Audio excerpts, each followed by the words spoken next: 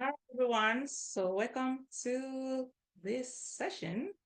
What is a QSA, Qualified Security Assessor?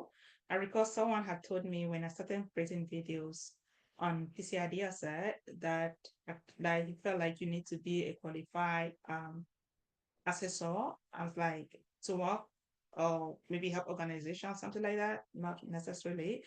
Yes, for you to come assess and collect all the artifacts, as we've mentioned, you need to be a qualified SA.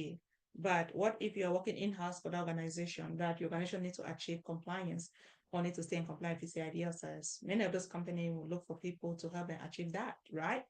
So Qualified Security Control Assessor first is a company certified by PCI DSS, of course, to assess the security of systems that handle cardholder data and ensure compliance with PCI DSS, right? QSA play a crucial role in validating PCI DSS compliance and evaluating security measures for organizations, right? And what are the role?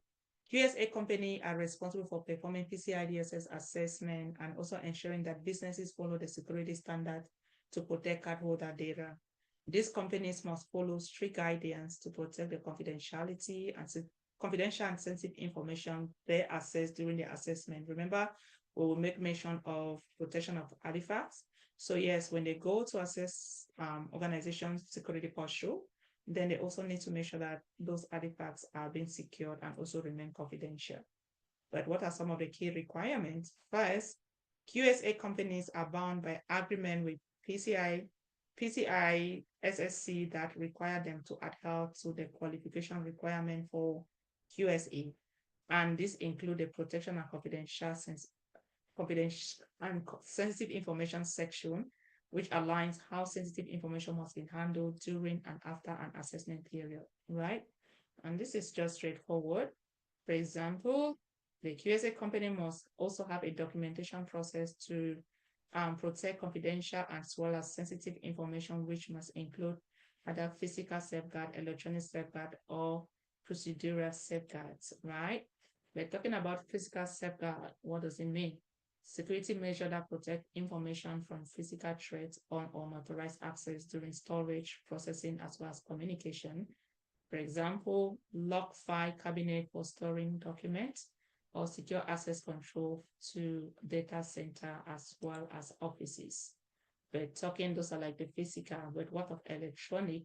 Digital protection that ensure information is secure during electronic transmission and storages, right? For example, encryption of sensitive data, or firewalls as well as IDS to monitor and block unauthorized access.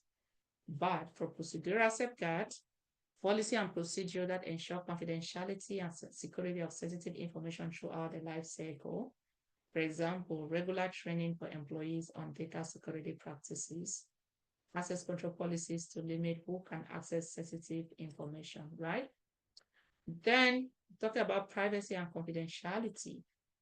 USA companies are also obligated to maintain the privacy and confidentiality of information they access during their assessment.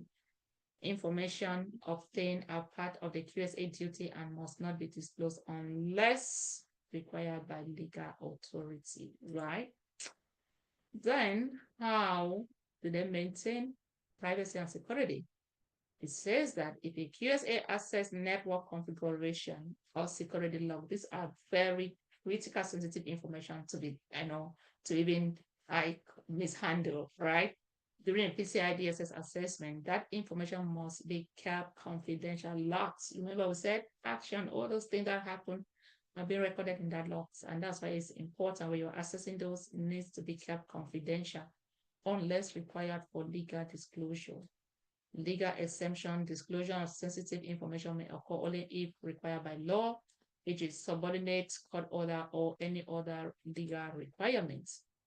Talking about safeguard in practices. Say, for example, data encryption. A QSA company encrypt all sensitive data such as account numbers, as well as security configurations during storage and transmission to prevent unauthorized access. Using restricted access, only authorized personnel within the QSA company, those that are authorized to access a particular vendor. If I'm doing other vendor and I'm not supposed to do this, I don't need to even access it, right? can access sensitive information and access is tracked through audit lab. What of secure communication channel? When sending sensitive information to clients or regulatory bodies, QSA companies use secure communication channel such as encrypted email or VPNs, right? Virtual private networks. Then also protecting information during PCI DSS. But what are some of the challenges encountered? It says during PCI DSS assessment, QSA often have access to highly sensitive information about a company's security posture, which must be protected. But what are the methods of protecting it? I remember last time I mentioned, I talked of NDA. Even when you are accessing a third-party vendor with information, NDA is one of those things that yes, you're going to sign, okay? So QSA company often have employees sign NDA to ensure confidentiality. You have audit trail, documenting all access and handling of sensitive information, help track and prevent unauthorized access. For example, a QSA performing an assessment of a payment system encrypt all communication between the customer and the assessor and maintain strict access for employees working on the assessment. Also, our QSA company comply with PCI DSS requirement. In addition to protecting confidential information, QSA companies themselves must also adhere to PCI DSS standards to ensure they are operating securely while handling sensitive information. For example, QSA companies are required to implement vulnerability management program to secure their own system. Do you see? So it's not about telling you, oh, you have, they themselves also need to be in compliant with PCI DSS. And of course, they are in compliance, that's why they are the QSA. And that's why you also, that system that you're collecting information, you also need to make sure your own systems are also secure.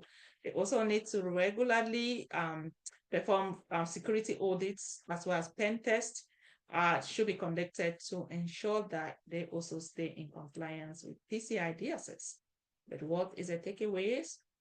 QSA company may play a crucial role in ensuring PCI DSS compliance and must adhere to stringent security standards to protect sensitive information.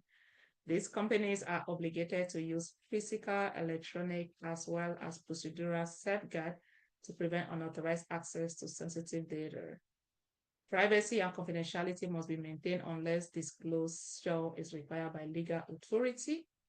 Final note, the protection of confidential information during PCI DSS assessment is essential for both security of the entity being accessed and the integrity of the access process.